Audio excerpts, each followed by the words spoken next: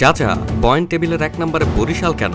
রংপুর কোথায়? এবারের বিপিএল এ প্রতিটা প্রতিপক্ষকে নিয়ে সর্বপ্রথম সোশ্যাল মিডিয়ায় ট্রল পোস্ট শুরু করা রংপুর রাইডার্স নিজেই মিম ম্যাটেরিয়াল হয়ে গেছে। টানা 8টা ম্যাচ জিতে রংপুরের টিকি ছোঁয়ারও যখন জো নেই, তখন তাদের ল্যাজে আটকা টান দিয়ে মাটিতে নামিয়ে আনে সমালোচিত দুর্বার রাজশাহী। তাও একবার নয়, টানা দুইবার।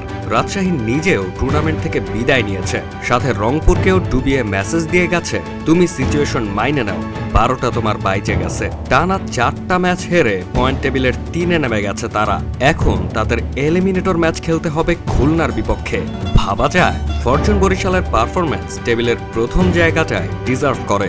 আসলে বিগত কয়েক বছর ধরেই বরিশাল দল সাজাচ্ছে রেডি প্লেয়ারদের নিয়ে। দলটায় এক্সপেরিমেন্ট করার মতো ইয়াং প্লেয়ার নেই খুব একটা।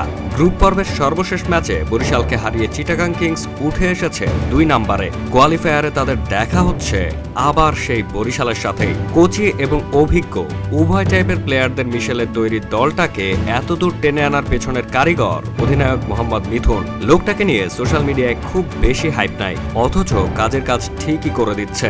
আর খুলনা টাইগার্স বিগত আসরগুলোর মতোই আন্ডারডগ, ভালো দল সাজায়, পেমেন্ট ইস্যু বা কোনো কমপ্লেইন নাই, কিন্তু ভাগ্যের খেলায় হারে বারবার। প্রিয় দর্শক, কি মনে হয় কোন 2 দল ফাইনাল খেলবে?